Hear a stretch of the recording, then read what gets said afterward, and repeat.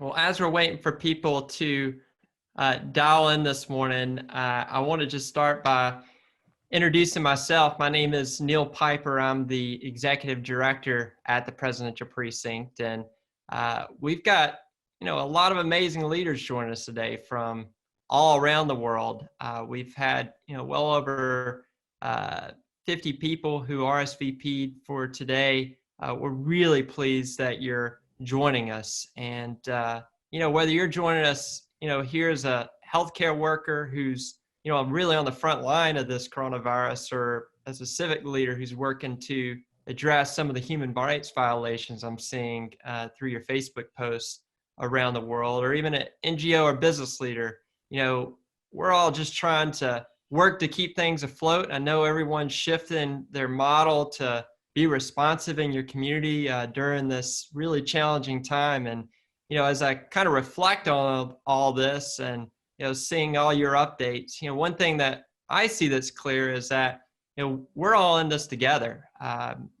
Regardless of where you're coming from, we're all dealing with this in different ways. And, this is really the reason why we as an organization at the Presidential Precinct really wanted to double down on our commitment to really building opportunities to connect us all. Because I think in these kind of times, we need that more than ever to be able to share ideas, to learn from one another. And so through the Precinct Network, we decided to come up with three program modalities to really be able to connect with each of you each week to every other week. The first way we're going to do that is through virtual cafes. So this is more of a casual and engaging conversation between network leaders to really expand your connections within the network. So our first one will be next week. We'll be sending out information about that virtual cafe. It's very casual. Bring your coffee, tea, have your lunch. It's just a conversation and a way for us to just get to hang out and talk about things that we're facing in our communities. The second is campfire conversations. So these are more of your traditional panel style discussions, but really driven by personal stories from our network on topics that really mean the most to you. And we'll be asking you as we build these campfire conversations about topics that you want us to build. And then 2020 talks. These are presentations from leaders who are really changing the world with innovative ideas. And so for today's 2020 talk, we have the privilege to be joined by Brett Bruen, who's a close friend of mine, someone I've had the privilege to work with for the past 6 weeks. And he's going to be talking about a really timely conversation on protecting and promoting your brand in an age of upheaval and uncertainty, which I know we're all seeing globally right now. And Brett is just such an impressive human being, someone I have so much respect and admiration for. He's the president of the Global Situation Room. He was the former director of the global engagement at the White House under the Obama administration. He spent 12 years as a diplomat. During this time, he became a specialist in strategic communications, really looking to influence the course of crisis and conflict. And when he was the director of the global engagement at the White House, he coordinated the U.S. Government's public diplomacy, international media, crisis communications, and global entrepreneurship programs. I met him through this role when we were working together on the Young Leaders of America's program and the Mandela Washington Fellowship. He's now the leading expert on counter-crisis management theory, a term that he coined during his time at the National Security Council. And he's worked all around the world, including Nigeria, when the 200 Chibok schoolgirls were kidnapped. He was on the front lines when Michelle Obama created the Let Girls Learn campaign, which is one of the most critical things that people remember about the Obama White House. He was a diplomat in Ivory Coast, Liberia, Guinea, Iraq, Venezuela, Argentina, Zambia, and Eritrea.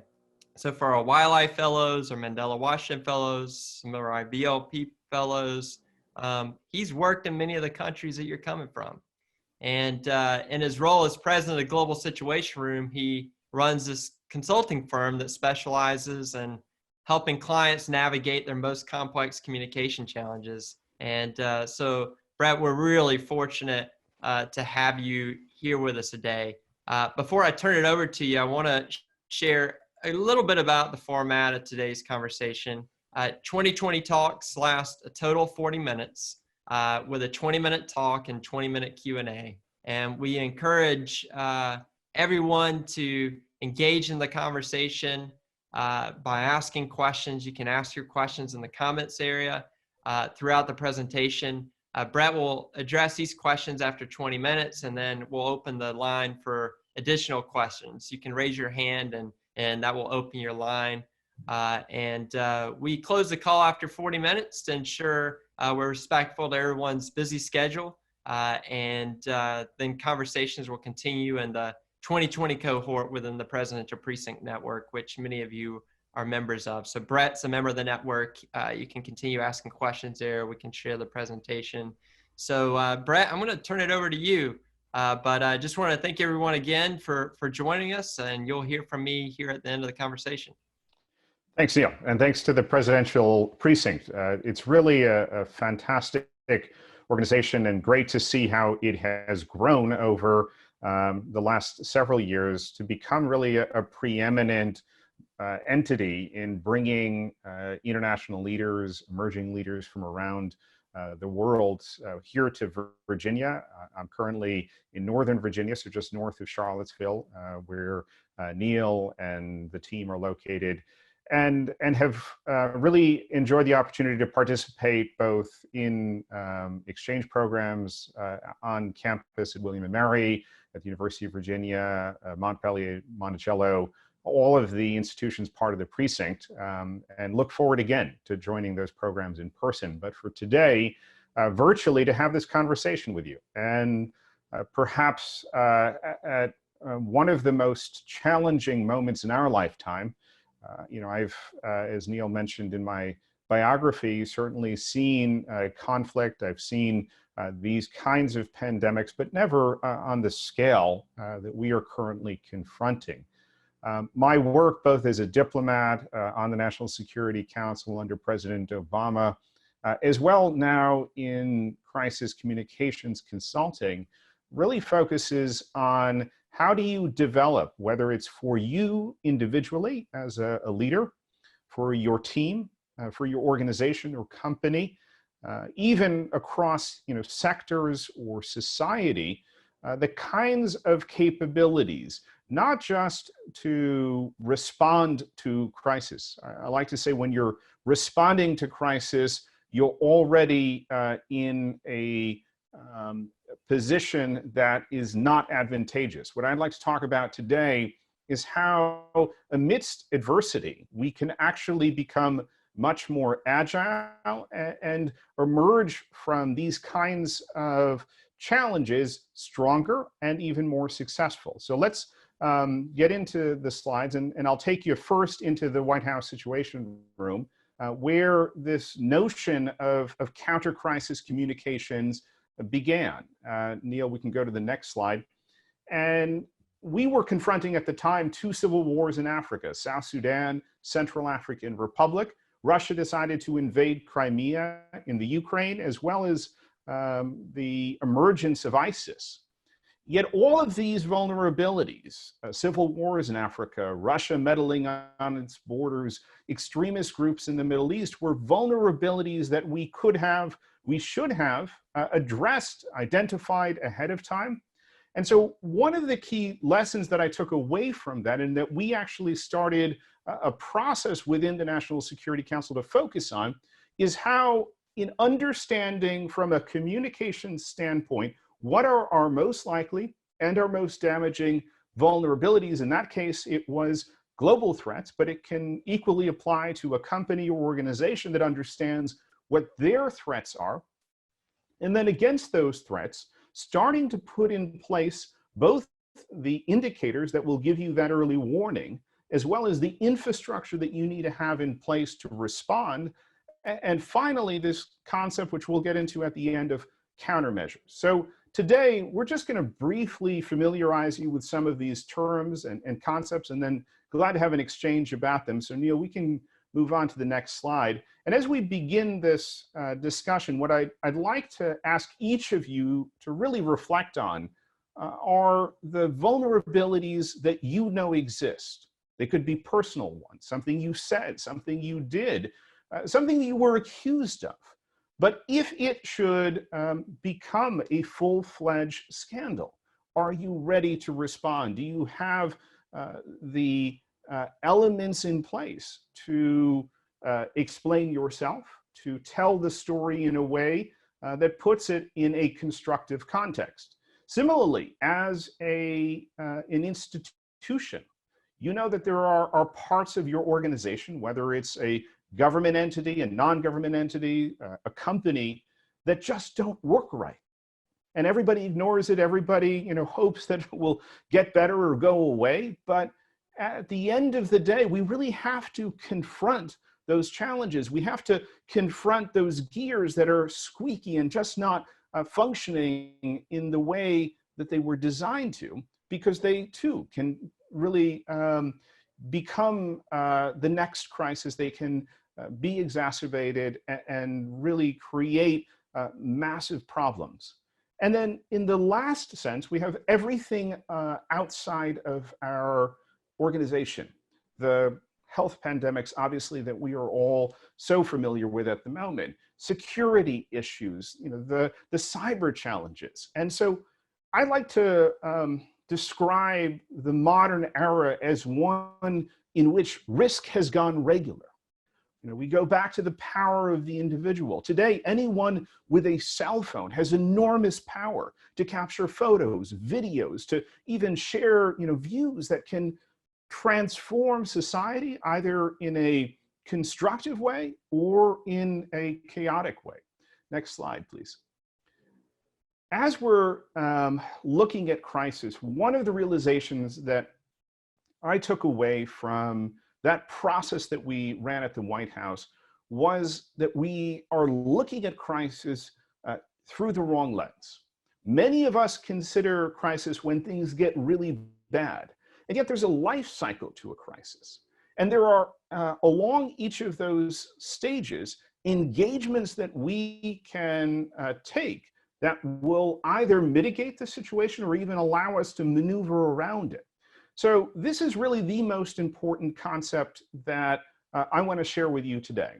And it starts with this notion to move up our response faster and more fully. Not to wait, because if you wait and see, you will see what happens as these problems percolate up and then become increasingly worse. So I really am an advocate for organizations leaning into problems at that early warning signal when they're just starting to creak and there are some complaints, rather than putting it on hold, rather than trying to engage in a small or an insignificant way. How can you fully engage in that initial stage, present alternatives, and from a communication standpoint, zoom the conversation out? Maybe there were one or two issues in a process. Well, that's not a systematic problem. And yet these days it is so easy to take that one incident and use it as representative of a process of people that work at a company or an organization. This is where you can help to tell that story if you engage in a fulsome way. Even as things are starting to worsen and the crisis is taking hold, most organizations will shut the door, batten down the hatches, and try to weather out the storm. That doesn't work anymore. And this is why I increasingly say that crisis management 1.0 doesn't work. There is not that luxury any longer of gathering in the conference room and trying to talk this over, figure out a solution. You have to get out and engage. You have to be ready, you and your team. And we're going to talk very briefly about some of the skills that you need to get out there. And lastly, in that most intense stage, this is the point at which most companies, confronting that worst case scenario, are really paralyzed. And rather than that engagement, rather than looking at how do you tell your story, because in a crisis of that nature, somebody is going to be telling your story. It can either be you, or it can be those critical voices on the outside. And they are oftentimes ill-informed, or they are not telling the story of everything that has happened. And this is why preparing yourself and your team to get out there and tell that story. You know, in Hollywood, they like to say, no news is bad news. And in crisis, that still holds true.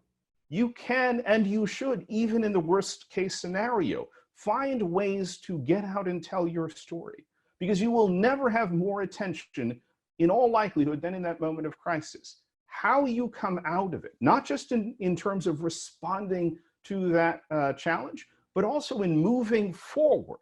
And we talk about how you find the future.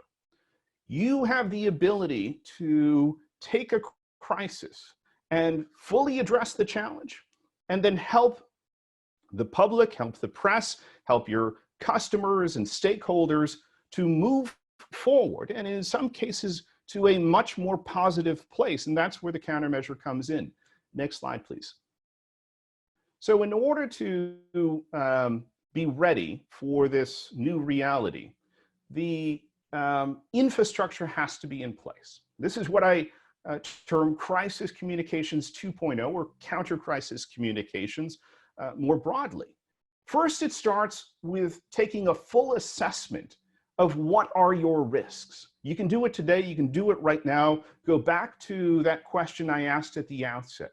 For you as an individual, for your team, for your organization, what are those vulnerabilities, and chart them out. They can, be charted from really likely and really damaging all the way through to less likely and less damaging. But understand them and keep track of them, because they change. A few years ago, we would have said cybersecurity, not a likely nor a really damaging vulnerability. Secondly, take a look at your plans. Many plans are either outdated, they're irrelevant, they bake in a lot of assumptions. And if you just go through some basic tests of the process, the people involved, as well as those plans, you'll find they don't hold up. The second part of crisis communications 2.0 is agility. It isn't the rigidity of a plan which says, okay, if there's a crisis, we're going to go through A, B, and C steps. You have to be able to adapt and to be much more agile in today's crisis. One of the points that I often make is that leaders need to establish new goals in crisis. Your goal cannot be resetting to where you were. This notion of recovery, and we're hearing it a lot now amidst the challenge, especially the economic challenge of COVID-19, is quite frankly misguided. There is no returning to where we were. The world after COVID-19 will be vastly different. The world after your next personal or company organizational crisis will be very different. You have to help your company define those new goals. Next, you have to be able to put in place that infrastructure and augment the support that you need. And lastly, it has to be available. It has to be ready.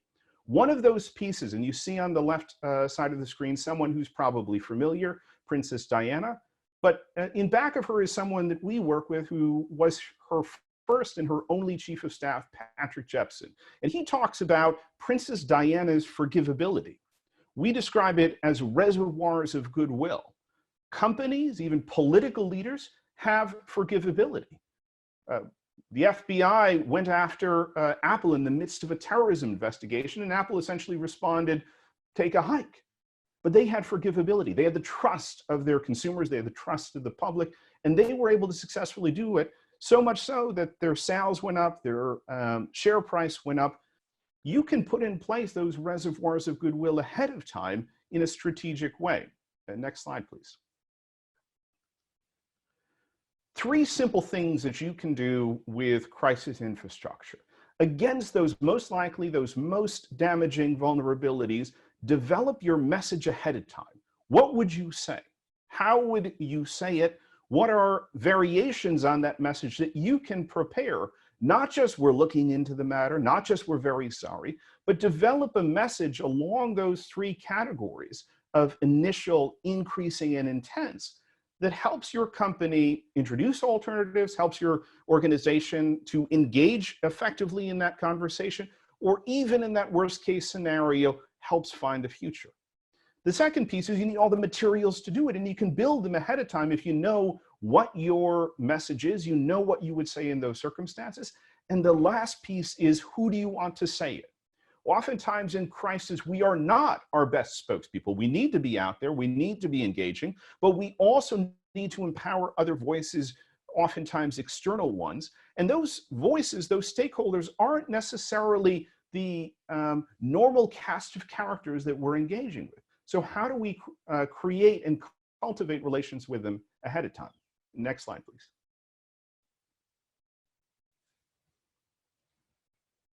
This is a really cool exercise that you can do for yourself, for your team.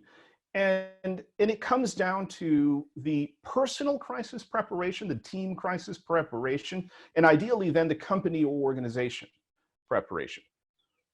Look at yourself through an honest lens. What are your strengths in crisis? Some of us get very nervous. Some of us actually feed off of the energy and the adrenaline that's running through our veins during crisis. And that would be a strength. But we also have weaknesses. Some of us become less communicative during crisis. And we need to understand that. And then lastly, in that category, we need to identify ahead of time, where am I going to seek, both personally for my team and for my organization, the support that we need. And some of it is the practice ahead of time. Some of it is putting in place mechanisms and processes that are going to help you, your team, and your organization navigate through the crisis. Next slide, please. Lastly, I want to really talk about this concept of countermeasures.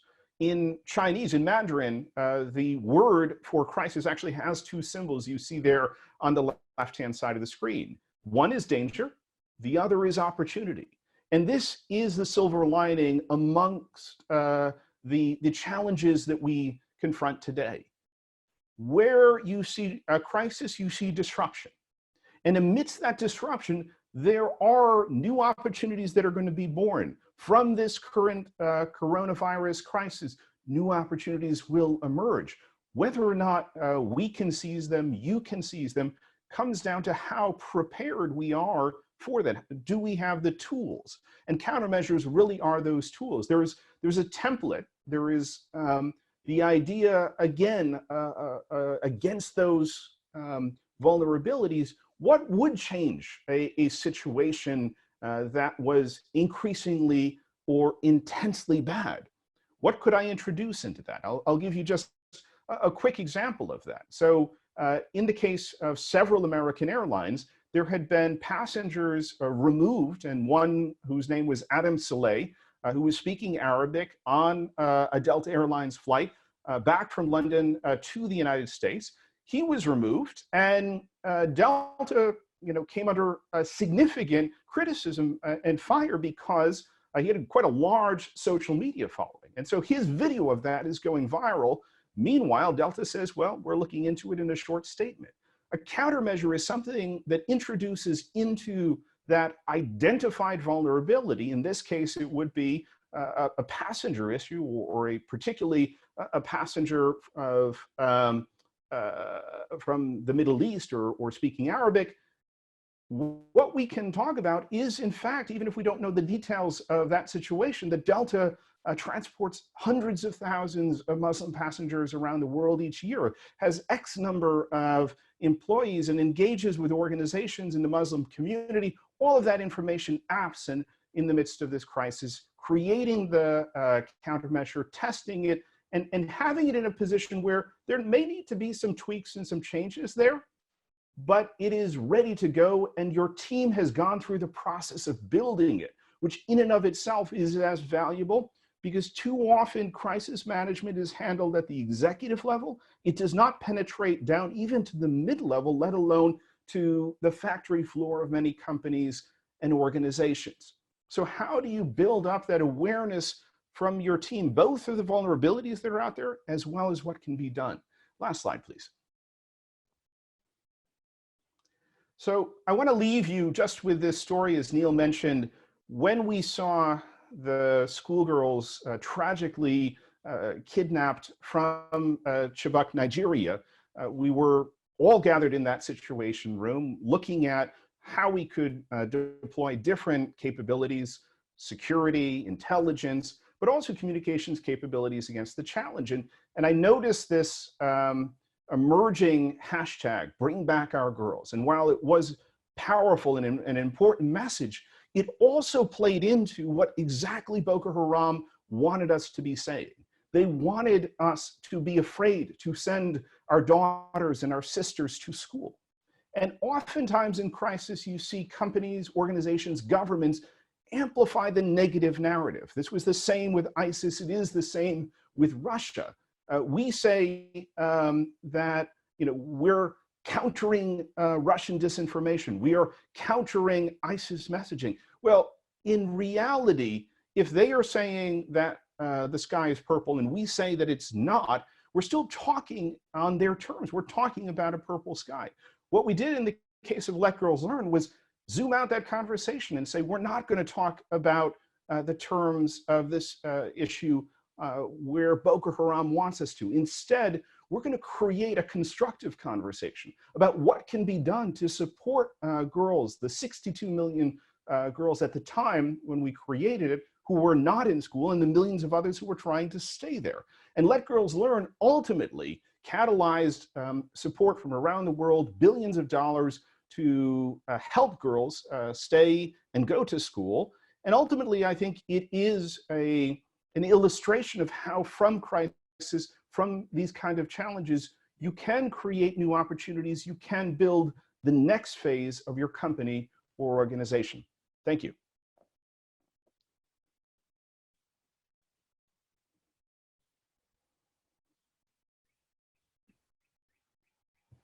Hey, Brett, thank you so much for sharing your insights. I think I speak for everyone how fortunate we are to have your expertise to be able to speak firsthand your experience through decades of work on the ground of dealing with many crises that we've seen and read about in the news. And now that we're all facing a crisis in different ways in our own communities, this conversation couldn't be more timely.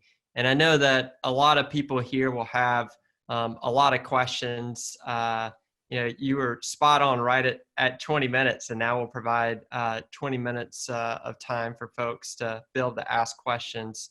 Just as a reminder, you can either type your questions in the comments section, or if you want to speak to Brett directly, click the raise your hand button, and then we'll unmute your line individually to be able to ask your question. The first question comes in from Adrian from Mexico, and his question is, how do corporations and governments differ in the way that they should be communicating in times of crisis like this? Great question. Thanks, Adrian. I think there are some key differences. One, and this obviously is a challenge that is inherent to government, you don't have as much flexibility on a lot of these crises as to whether you engage. And we're seeing this now with COVID-19. Companies are selectively engaging, they're choosing individual areas that they want to engage on, whereas in government, you actually have to take on, in most cases, the whole issue. You can't be selective of when, where, and how you engage. And I've done some of these trainings with government officials. One of the things that I've encouraged them to do is look beyond those traditional government resources. Because too often in government, you see things only through the lens of here's what I've got in my agency, department, or in some other agencies or departments. But how do you reach out, especially ahead of time, and to build those relationships, build those countermeasures with the private sector so that you can engage, and they can engage in a collaborative way. Because one of the things that the research bears out, and we've seen this particularly here in the United States with natural disasters, is companies, outside organizations are going to engage in crisis. Whether they are engaging constructively or not, whether they're complementing what government does, is largely a factor of whether or not they had a conversation about it ahead of time. Thank you very much, Brett. I'm going to see if I can unmute lines here so that we can have others join in.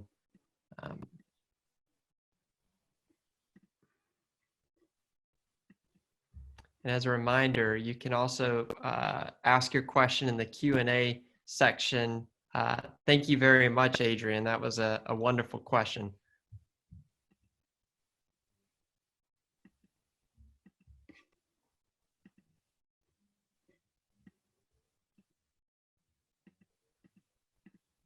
While Neil's doing that, one additional point that I would make is when you are doing that mapping, one of the things, not just in government, but in your own organization, is you want to identify who's your team in crisis. And we often think of team as, well, this is who's sitting in my office. But as I was saying earlier, there are a lot of particularly external actors that are either direct relationships, and I talk about them in terms of internal direct and internal indirect, as well as external direct and external indirect. Basically, the distinction being, who are you regularly working with versus who are you not regularly working with except in crisis. And so the notion is, if you've got that map of here's who is both within my company, within my government agency or organization, and then here's who's on the outside, you can start to actually build those plans of how you work together and where everyone plugs into the process. Great, thank you very much, Brett. We have two new questions. One from Kelly from South Africa. She asked, what is the best way to contextualize your message as a brand when engaging different stakeholders in a crisis? Well, another strong question, and thanks, Kelly.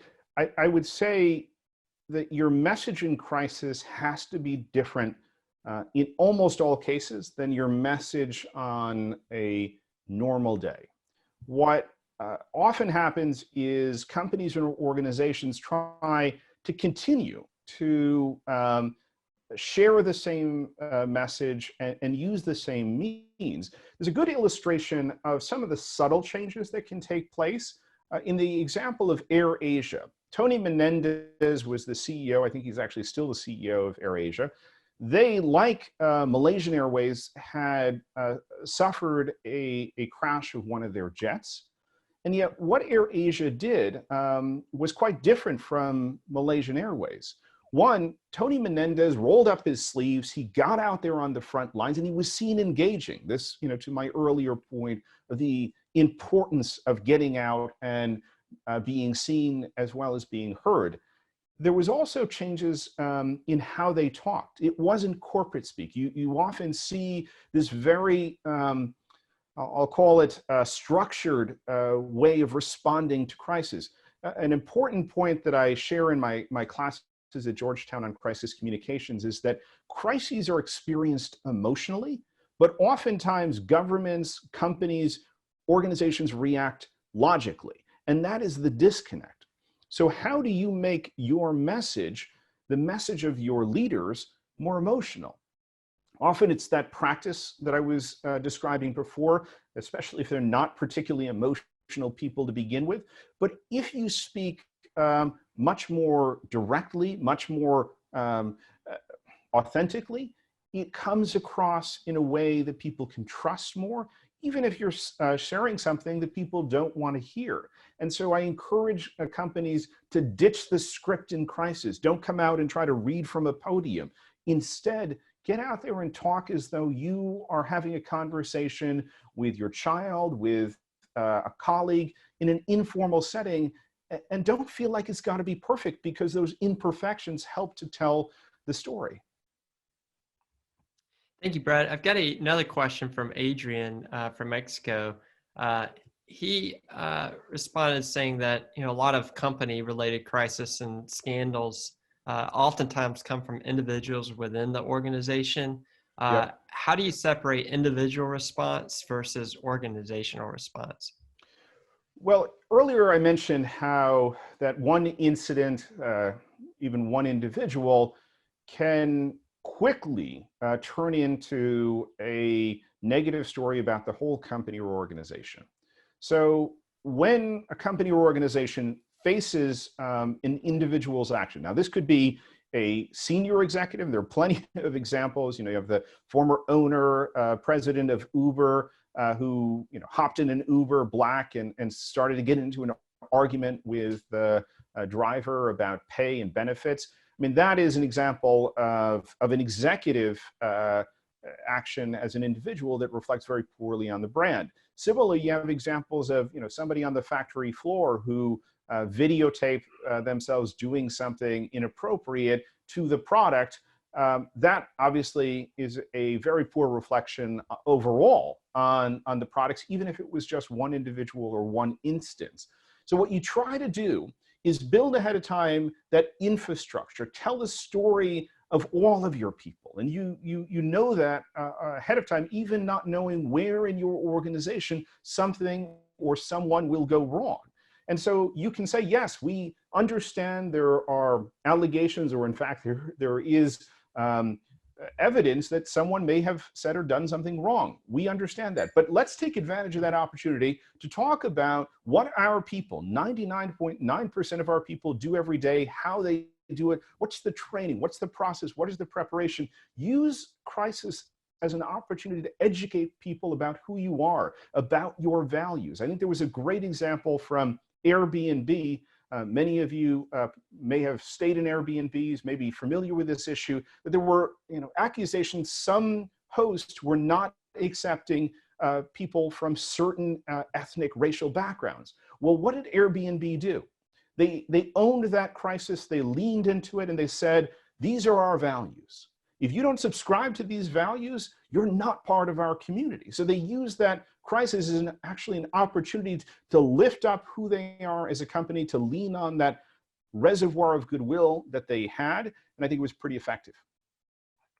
Great, Brett. I'm going to close with one additional question from Ronald, who's from Zimbabwe. He says that in most instances, crisis comms is, let me go back here. That crisis comms and response is elitist and government driven. How and at what point do we foster citizen agency in addressing the crisis situation? Thanks, Ronald. That earlier discussion about the power of the individual, not just for creating problems, but actually also for creating solutions, is something that holds true. So individuals, especially in moments like this, where society is facing a large-scale challenge, can stand up and can show the way forward. I would especially argue, at least in the case of our own government here, we have seen more action by companies, by organizations, by individuals that has helped to both set an example for others as well as to shape the conversation around that issue. So I think individuals, and perhaps as a way to wrap up here, all of you who are on this call, I think, can do a few things. One, I certainly encourage you and for your organizations to take a look at what are those risks and reevaluate them, especially in this post-COVID world. Secondly, what kind of indicators, how are you tracking those risks? How do you know when the problems start to percolate up? We just went through this exercise with my class at Georgetown. It was really interesting to look at how they would propose not just tracking through Google alerts and conversation on social media, but really looking at some of those indirect indicators of what's happening out on the issues that we care about, the sector that we work in, as well as the direct conversation about our company or organization. The next thing, obviously, is what can you put in place as infrastructure? Lay that foundation of the kinds of relationships, the kinds of capabilities that you need to have in place.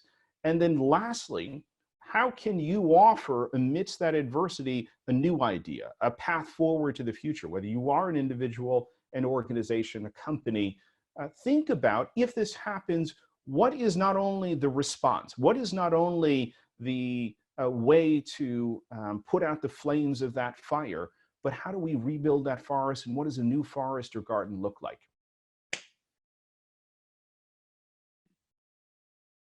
Brett, I can't thank you enough for being with us as a guest today. What an honor to have you with us.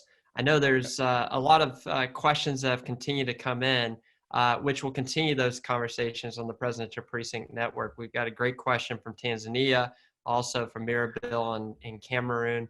I'm going to post those questions within the Presidential Precinct Network.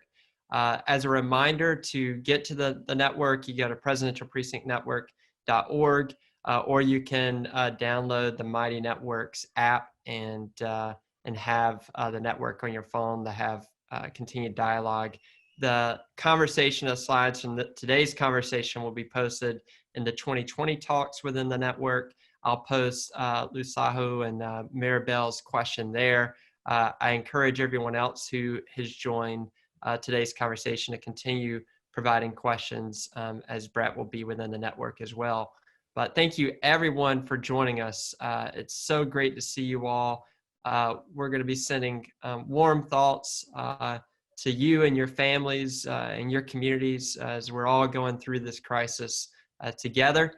We're not alone, and we're here as a family. And just please let us know at the Presidential Precinct what we can do. I know we have limited ways that we can support your efforts, but just ways that we can be there for you, whether it's just a conversation or picking up a phone and talking.